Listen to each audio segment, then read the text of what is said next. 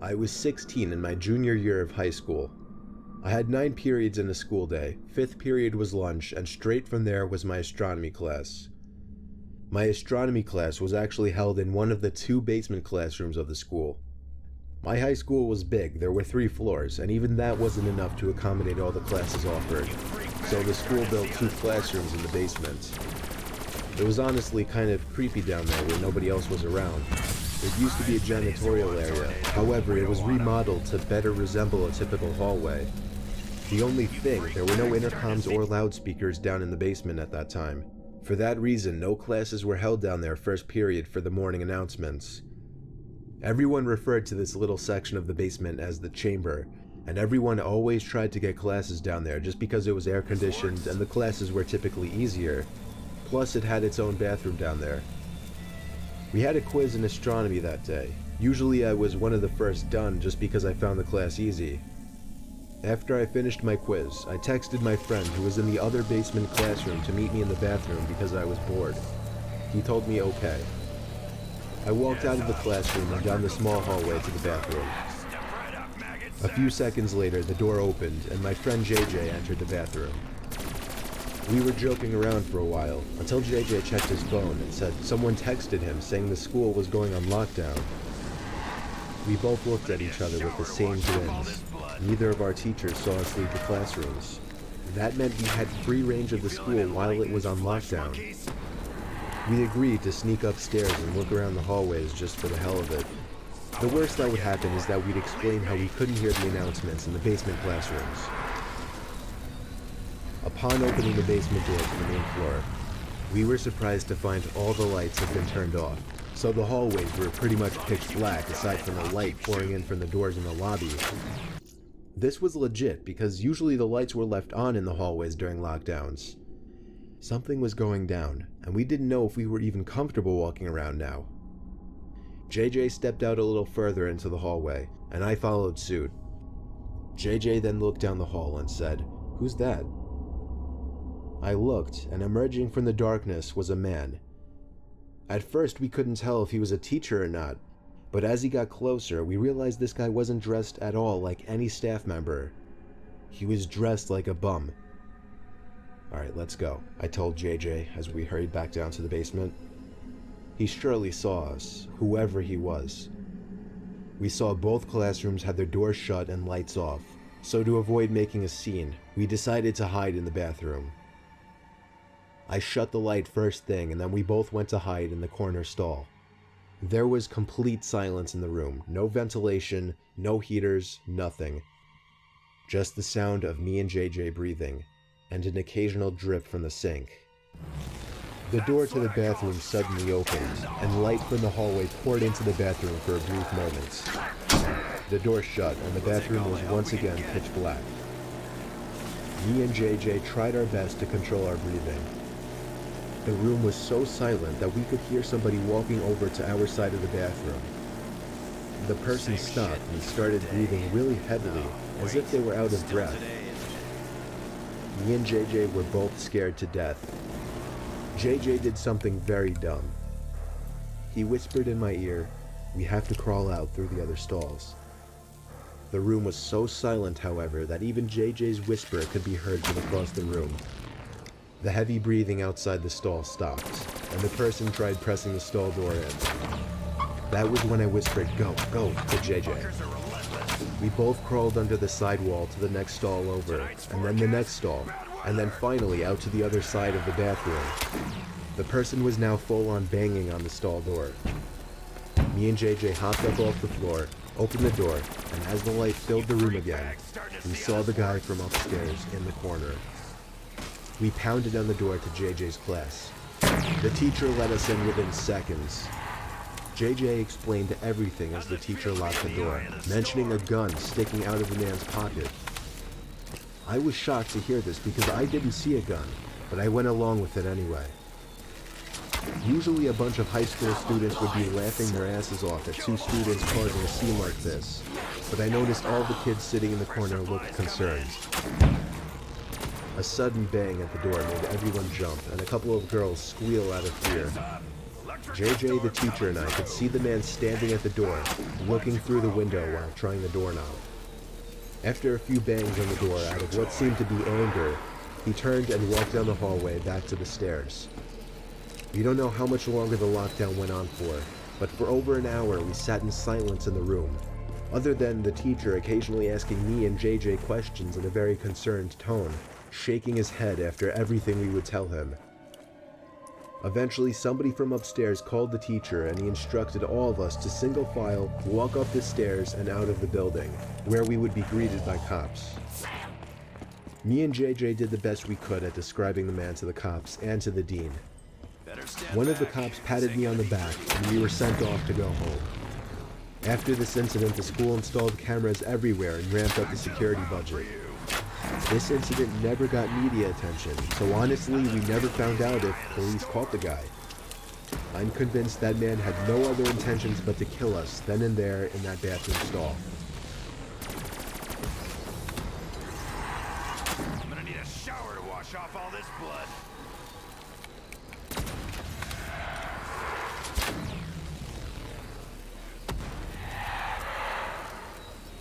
You feeling enlightened, flesh monkeys? I'm a retired New Jersey police officer. Throughout my 20 years in the force, the most disturbing call I ever received was for a school lockdown happening at a nearby middle school, of which I'll leave out the name for legal reasons. It happened on a stormy, dark day. My car number was called on the radio to respond to a lockdown, where a suspicious-looking man was seen stepping out from a white van parked behind a school and walking into the back door by the boys' locker room. I pulled up to the back parking lot of the school, right next to the white van. Nobody was inside, and all the doors and trunk were locked. I opened the red back door that entered into the gym hallway, right by the locker rooms. The main lights had been turned off, so the whole inside of the school was dark. I unholstered the flashlight from my belt and used it to navigate the halls. I made it to the lobby of the school, where a woman emerged from the front office quietly, telling me to check the boys' locker room, but to be careful because the person might be armed. I called for backup on my radio and was assured backup was already on the way. I made it back to the hall where I entered from, where I found the boys' locker room right next to the exit. I pushed it open very quietly. There were no windows in the rooms, therefore there was no light whatsoever in that locker room. Only the light provided by the flashlight. There was a white noise in the room, some kind of vent on the ceiling blowing air. But even over that, I was hearing faint scratching type noises, or little dings on the locker doors from the other side. I was supposed to make my presence as a police officer known, but honestly, I was just too scared. The tension in the room was insane. I held my flashlight in one hand and my gun in the other as I snuck to the other side of the locker room. It seemed like wherever I was in the room, the dings and thuds would be coming from the other side. I was standing in the corner of the locker room, right by the door to the bathroom, when the sound of someone slamming a locker door from another room made me jump out of my skin. I went in the direction where I heard the slam, to find out that it was from the boys' football team locker room. There was no door separating the main locker room from the football locker room. The lockers in here were also 3 times the size. I finally had the nerve to make my presence known by shouting police. After shouting, a kid started screaming help from somewhere in the room. It was very muffled though. The kid pounded on the locker door on the other side of the row I was in. When I found out that the boy was trapped inside of a locker, I felt sick in my stomach. I told him I'd be right back, once again calling for backup while running outside to where the white van was. It was gone. My biggest mistake was not getting the plate number first thing. I told dispatch to be on lookout for a suspicious white van. I ran back into the school and instructed the staff in the front office to end the school day and to send somebody with a key to the locker room to get the boy out of the locker. The boy was held by the man with a knife on his back, as I speculate the man was quietly trying to get the 12-year-old boy to his van. The boy was bleeding on his arm from the man cutting him while resisting. The man's van was spotted a week later in a 7-Eleven parking lot, where he was arrested after being properly identified.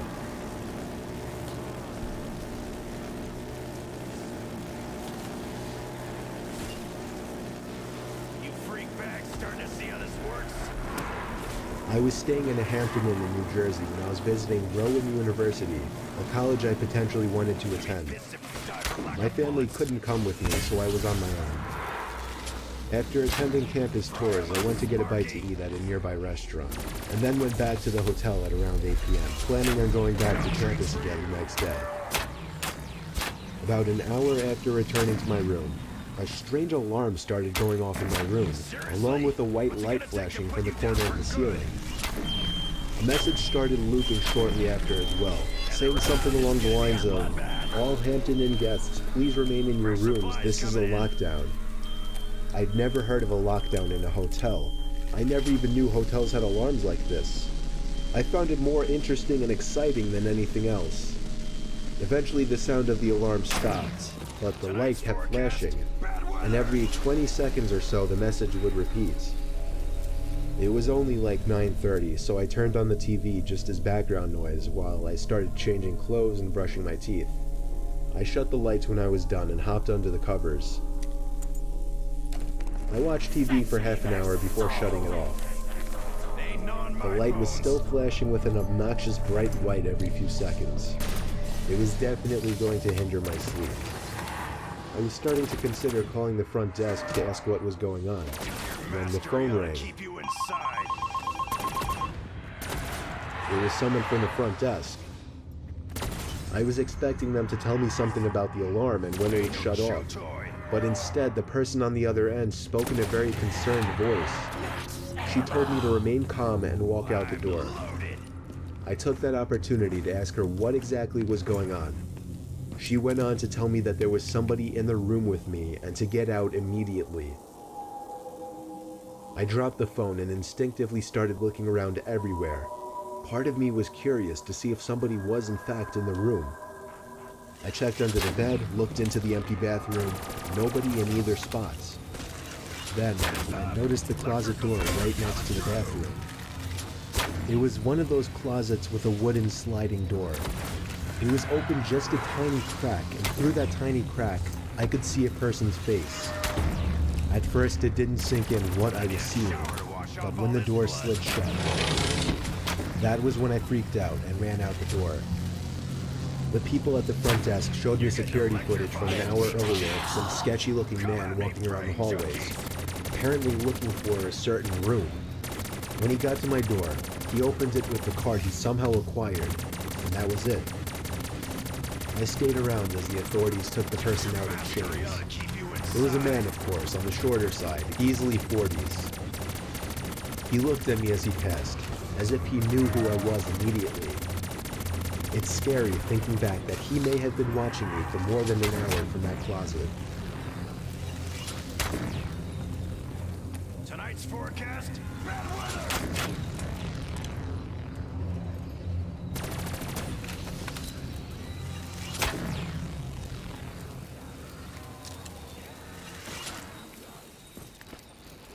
To start playing games with us on Sporkle.com.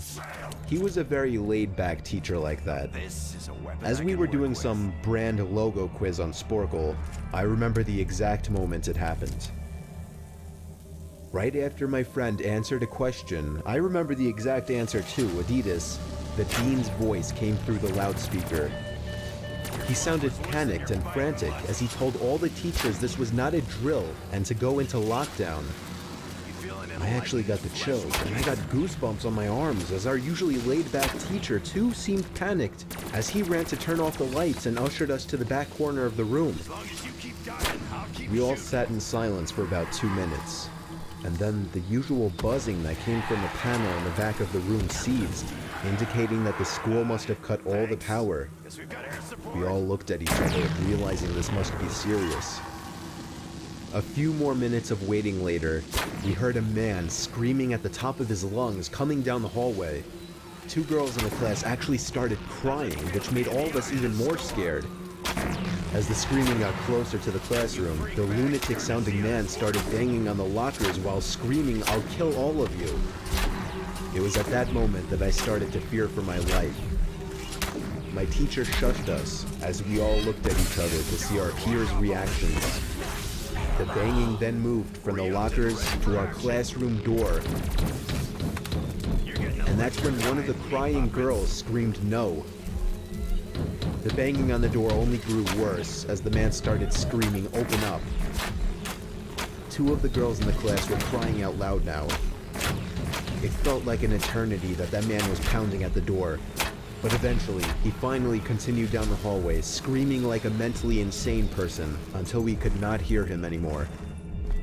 I'd say 10 minutes later, though it felt like half an hour given the situation, the dean came back on the loudspeaker explaining the situation, which was surprising for him to do.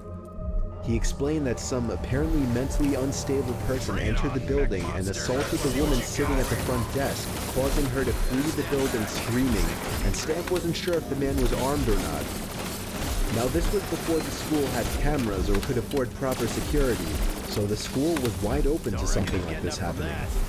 The staff had done a sweep of all the hallways and classrooms and couldn't find him, so the dean instructed the teachers to resume teaching but to keep all the doors locked and to not let any students leave for any reasons. I can't wait to see their faces. The most disturbing part, however, is that one of the janitors working the night shift found the man sleeping in one of the storage closets near the back end of the school, and according to rumors that were spread by my peers, sticking out of his pocket was a .44 Magnum.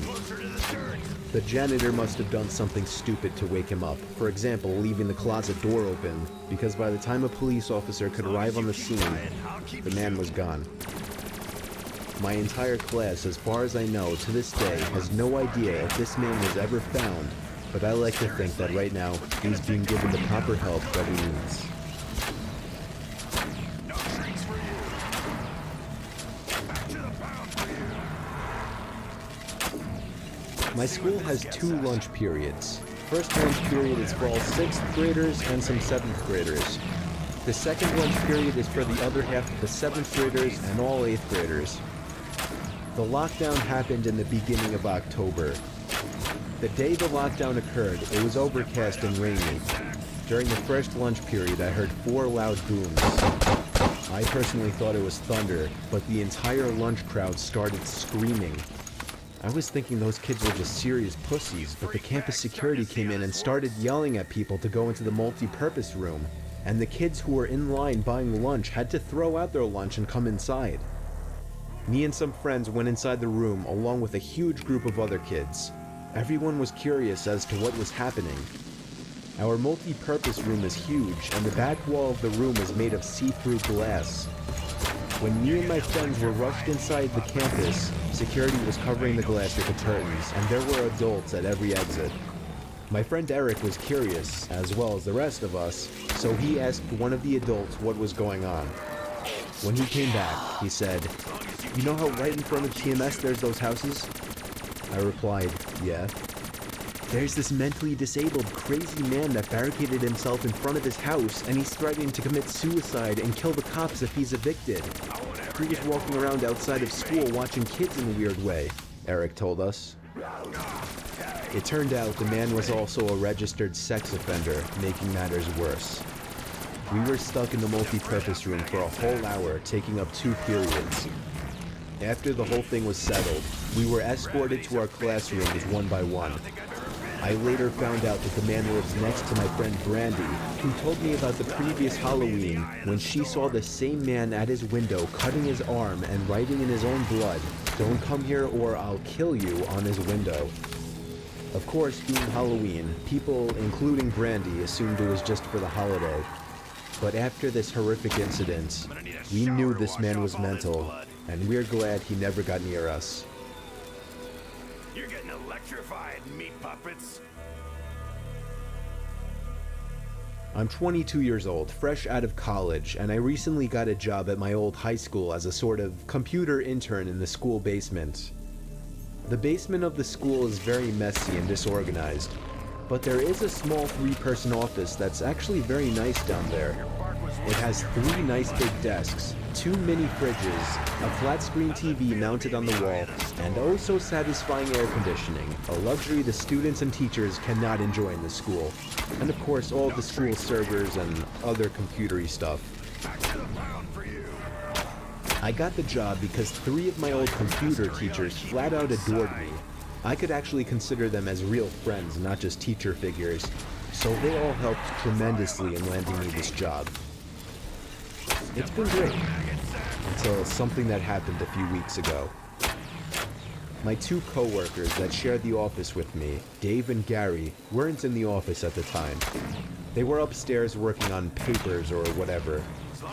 I was eating my sandwich during my lunch break when I got a phone call from one of the women in the front office telling me the school was on lockdown and that somebody, possibly armed, had entered the school. There wasn't much that I could do other than turn off the lights because, surprisingly, as nice as this little office was, it didn't have an actual door to it, just a big opening, and the door to the whole basement didn't even have a working lock. For my own safety, I did turn off all the lights in the office and my computer screen. I kept my phone on the desk, texting both Gary and Dave, but they wouldn't respond. I sat down there in the dark, playing games on my phone for like 20 minutes, waiting for the call from up front to tell me to resume working. I had no idea what was happening. I couldn't hear what was going on upstairs from down here, but I was not allowed to make any calls until I was informed that the lockdown was over. Then, the noisy basement door opened. As the creaking echoed across the basement and into my office, I sat up from my seat, wondering if I should call out Gary or Dave. I was eager to get some info from them. Someone then came running down the stairs, and their footsteps were approaching my office. I pushed away my chair and crawled under my desk. Somebody entered the office, but did not turn on the lights. There was just silence. I can't even describe the fear I was experiencing. I felt like if I made one sudden noise, I'd be a dead man. Suddenly, my phone dinged as I got a text message. I felt my entire world shrivel up and die at that one moment as I clenched my teeth in fear. Footsteps suddenly moved closer to me until I finally dove out from under the desk in capitulation, begging whoever it was not to kill me. And just then, someone grabbed my arm and pulled me up. It was some guy in a red plaid button-up, jeans, and a reddish-black cap. He told me, "It's okay, I'm just down here hiding with you." "What's going on up there?" I whispered to him. He kind of ignored my question and asked me if there's an exit down here. I told him, yeah, around that way. Before he could do anything else, I asked him, "Who are you?" There was a brief moment of silence. Before he started explaining he was coming in to pick up his son, when a teacher told him to hide. After his explanation, I checked my phone and saw the text I received was from Dave. It said, "Dude, this is fucking crazy. Some guy with a gun shot Mr. Buckley. He's wearing a red shirt and a hat. Whatever you do, don't come upstairs." I was about to reread that text out loud to the man, until I realized. I looked up and felt my stomach sink. The man seemed to catch on to my suspicious stare. Panicking, all I could think to do was to run for the upstairs. A gunshot echoed through the basement, and I could hear the bullet ricochet off something metal in the darkness. But thank God the bullet missed me, and I made it upstairs. Fortunately, police were waiting at all exits, including the basement exit, and caught the man the second he opened the door. More good news. Our teacher, Mr. Buckley, survived the gunshot. It was later determined that the man and Mr. Buckley had some beef for whatever reason, but that was never revealed. All we know is that Mr. Buckley couldn't have done anything that would have warranted this kind of reaction. And I know that the sound of that gunshot will forever echo in my mind.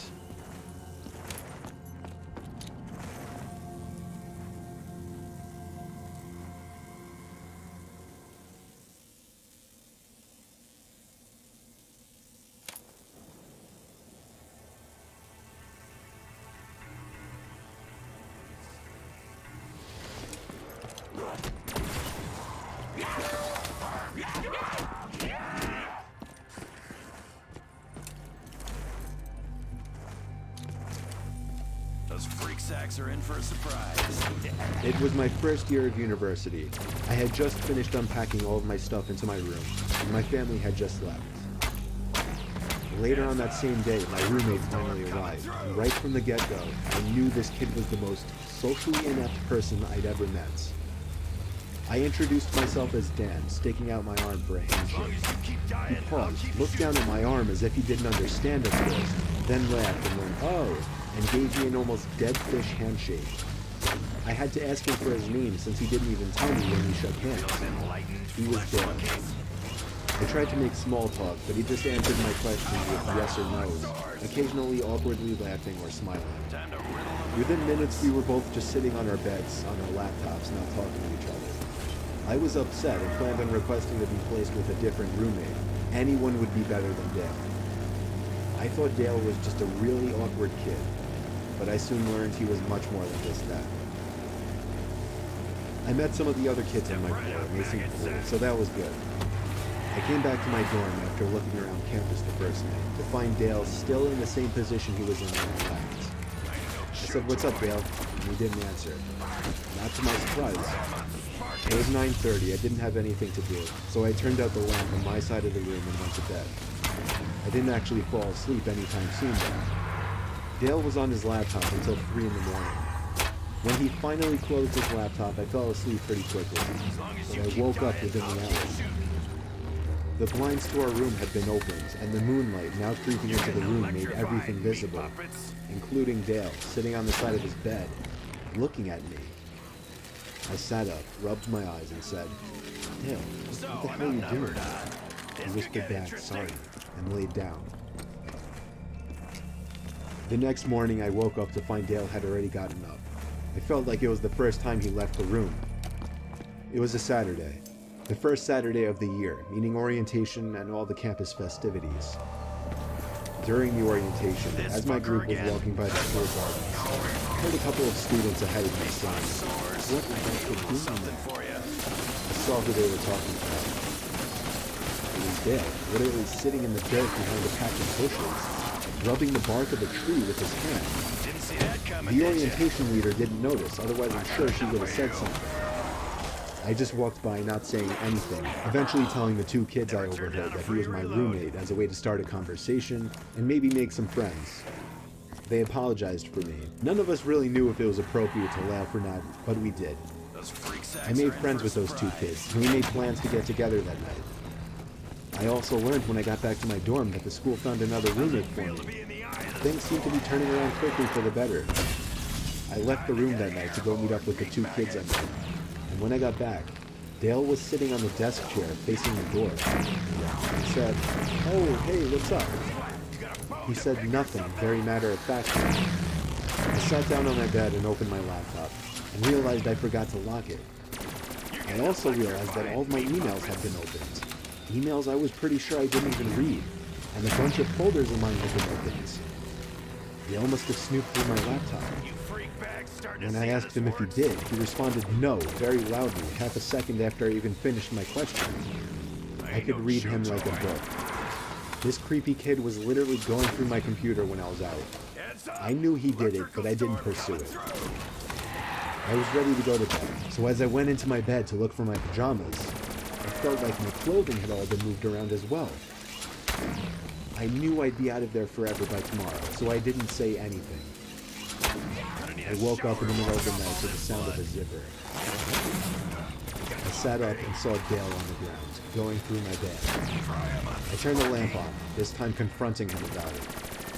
He played dumb, saying, "I think you have my toothbrush by mistake." It was the closest thing to wits that he'd shown up until that point. Still, I knew he was lying, and I knew something was wrong with him, so I couldn't get physical with him. The next day, I met my new roommate in the same building, and everything went well. Sunday night, after having a decent conversation with my roommate, who was no social butterfly, but was miles better than Dale, we both turned off our lights and went to bed. For the third night in a row, I woke up at some off hour of the night to a strange noise. It was a weird clicking noise.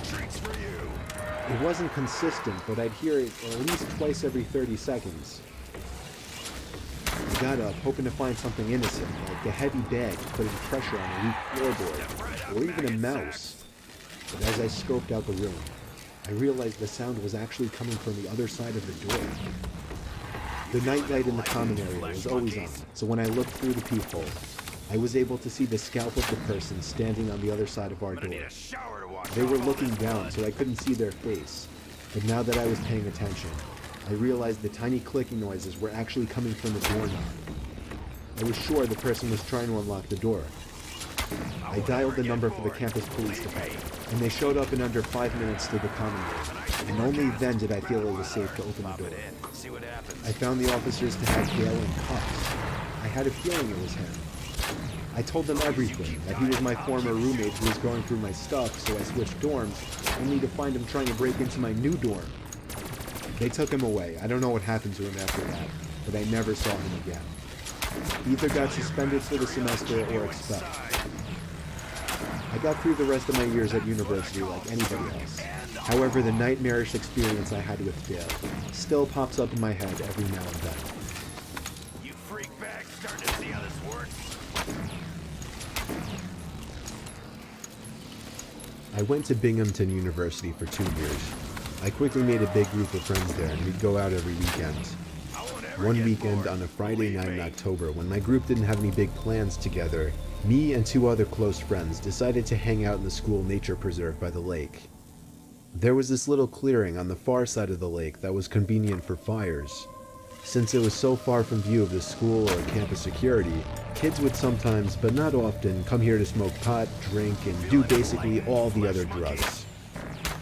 It was a relatively unknown spot on campus by most, and we liked that about it. Tonight we just brought a bunch of beers, lit a fire, and hung out, having what we referred to at the time as a bro As long chat. as you keep dying, I'll keep As the shooting. night progressed, time seemed to pass quicker as the alcohol began to take effect. Eventually it got to the point where we were all laughing so hard that one of my 2 friends was on the floor rolling in the leaves. That was when my other friend stopped I'm gonna need laughing a and went. shower to wash off all this blood. We all perked up and listened, and heard the crunching of leaves and branches in the distance. We threw our bottles in the lake since we were all under 21, and it wasn't unheard of for campus police to come through the woods on weekends to catch kids doing drugs. We tucked the rest of the beers into a backpack. Well, thanks. I was moderately drunk, so my paranoia was higher than usual. That was probably the case for all of us. Tornado. We don't want 'em. The fire exposed us to anyone passing through the woods. But the thing is, this spot was so unknown and far from campus that it was rare to find anybody else that deep into the woods. It sounded like just one person in the distance. The sound of a tree branch snapping not too far away freaked all of us out. None of us were really the confrontational ones from our group, so we were lacking that one person who would have the confidence to stand up and yell out to whoever was out there. Instead, we all just sat in silence, shushing each other. We heard what seemed to be somebody or something circling us, or at least walking around in a C shape around our little campsite. It literally started to feel like we were in the movie The Blair Witch Project, because these sounds in the near distance, like cracking tree branches and leaves crunching on the ground, kept echoing over to our campsite. We laughed about it at first, but I personally soon became terrified of who or what it could be. Out of the blue, a huge thud made all 3 of us jump. At first I didn't understand, even though I saw what caused the sound. It took me a few seconds to digest the fact that a branch had been thrown into the center of our little fire site. One of my 2 friends took off running, while my other friend and I sat behind, looking at each other, half laughing, half concerned. I feel like we didn't know yet if this was some kind of joke or not. Then, my friend let out a scream of pain as he was struck in the face by another tree branch. I grabbed the backpack, helped my friend up off the floor, and we hauled ass back in the direction of our dorm. When we made it to the road separating the nature preserve from our dorm, we stopped to catch our breath. But whoever was out there proved to be following us when we heard footsteps coming closer to the road. We continued to run back to the dorm, and when we got back to our floor, we found our other friend in his room already. We looked out of his room window down to the woods. There was someone pacing back and forth by the woods, and every time a car passed, they would walk back into the woods. Eventually, whoever it was went back into the woods for good, to never be seen again by us. We continued our drinking session in the dorm room, and within 10 minutes we were all laughing about it. It wasn't until the next morning that we all realized how terrifying that experience actually was. We never really went back into the woods past dark after that.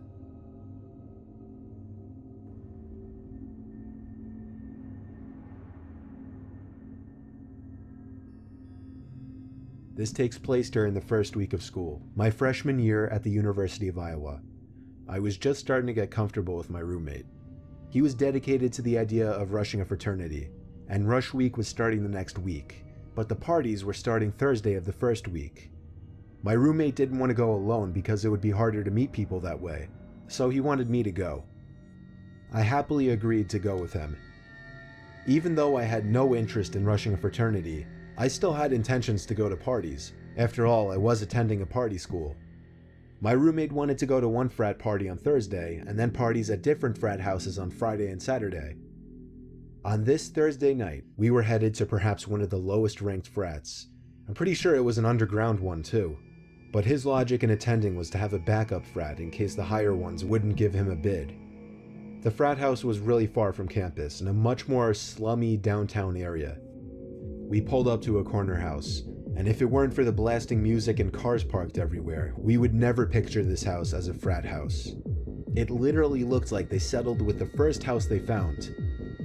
We knocked on the door to immediately be greeted by some short, chubby guy in a white t-shirt holding a Solo cup. His shirt had sweat stains by his armpits and mid-belly area. He told us to come right in. The party itself was in a horribly dimly lit room with probably 50 guys bunched up into the living room. It was hot as hell in there to make it even worse. I think I saw maybe 2 girls at the entire party, neither of them even close to attractive. I gave the party a good 20 minutes, talking with one overweight foreigner after another, all giving off antisocial vibes. Eventually I waved for my roommate to get ready to leave, but a huge group of guys by the door made us decide to wait a little longer to avoid the awkwardness of leaving early. I continued to drink the cheap beers they were serving. I think I downed 5 cups before I could even feel a buzz. A heavy guy approached me with a tiny bottle in his hand and handed it to me, smirking and saying, "That'll get you shit-faced." I fake laughed and thanked him, expecting him to go away, but he just watched me as if he were waiting for me to drink it. So I did. It was maybe 2 shots worth of some kind of hard liquor. The guy then started making conversation with me, and every time I hinted that I was trying to get away, he would try to pull me further into this otherwise one-sided conversation. Things started to get really blurry pretty soon. I remember feeling dizzy all of a sudden, and the room seemed to be getting darker. That was the last thing I remember before waking up in a dark room, laying in a bed. I could hear the sound of music muffled behind closed doors, so I knew I was still in the frat house. It was a very dark room, however I could still make out certain furniture in the room, and a small closet door, not much else though. But even over the blaring music, I heard the sound of a plastic bag being crunched from the closet, as if somebody had stepped on it by mistake. I ran out of that room and down the stairs back to the overcrowded living room. I found my roommate and pushed him out the front door, past the group of guys still standing in a circle right next to it. During the car ride back to campus, I told my roommate I was drugged. He almost called the cops, but I said it would be foolish and pointless. My roommate then asked me an awkward question. Was I taken advantage of? I didn't feel any type of pain, and my clothes were all still on the same, so I assumed not. When I did a time check, I realized I'd only been out for maybe 10 minutes before waking up. Whatever the guy gave me must have been a dud or something, thank God. That was my college experience of attending an underground ghetto frat party, and it remains to be my scariest life experience.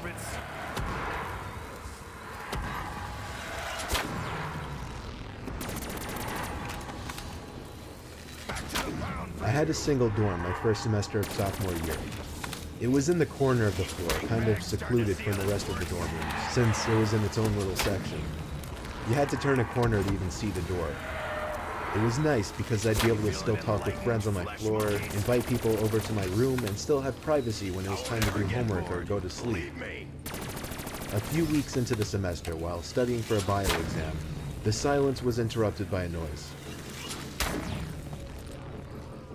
It took me a bit to realize it was a light tapping on the door. It was so light that I almost didn't even hear it. I yelled, "Come in," but the door didn't open. so I got up to open it. Nobody was there. I walked around the corner to look down the hall. Nobody. Somebody was obviously messing with me. Believe me. I went back to my bed and continued studying, this time leaving the door open. Nobody came back. The next night, a few minutes after shutting the lamp in my bedroom to go to bed, the tapping on the door returned. Only this time it was much louder, more of a knocking sound. I called out, "Who is it?" And again the knocking stopped and nobody answered. I got out of my bed quickly and opened the door to see my small private corridor was void of any people. Again, I ran the 10 feet from my door to the corner to look down the main hallway of the floor. Nobody. The next morning, I asked some of the other kids in the dorm if they had been messing with me. Everyone said no. The next night, I woke up after having been asleep for 3 hours. Someone was knocking on my door again, this time louder than ever. I had trouble deciding whether to open the door or not this time. With a bout of courage, I hopped up and opened the door. Nobody was there as I was expecting, but this time I full-on sprinted down the tiny corridor isolating my room. And when I turned the corner, I saw the back of somebody disappearing behind the far corner on the opposite side of the hallway. I ran as fast as I could down the hallway, and as I turned to the next hallway where I saw the person a few seconds earlier, I saw a door at the end of the hallway shutting. It wasn't a dorm room, it was a bathroom. I felt like I was ready to confront whoever this joker was, so I pushed open the bathroom door with force. The light was off. I turned it on expecting to see somebody hiding there, but I didn't see anyone. My first instinct was to check the 2 bathroom stalls, which were both shut. I got on my hands and knees and looked under the 2 stalls. 2 heavy black boots could be seen from underneath one of the stall doors. I took a deep breath and pushed the stall open. I was confused. There were the boots sitting on the floor, but no person to wear them. Then I heard a creepy giggling noise.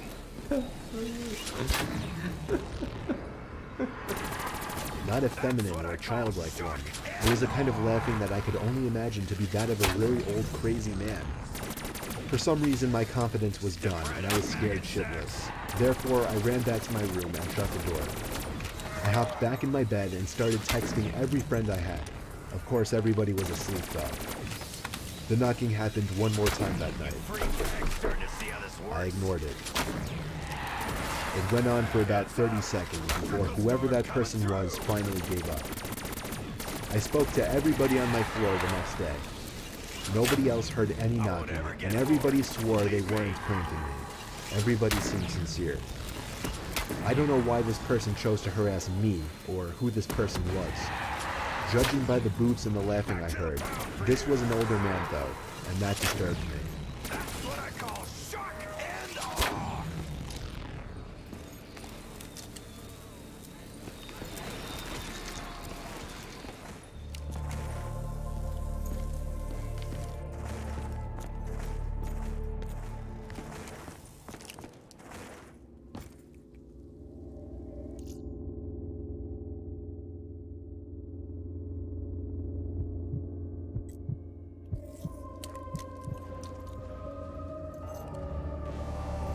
I was 15, I had my first girlfriend. I lived in an upper-class area, very quiet and peaceful streets. My girlfriend Casey also lived 2 blocks away, so I could walk to her house almost nightly.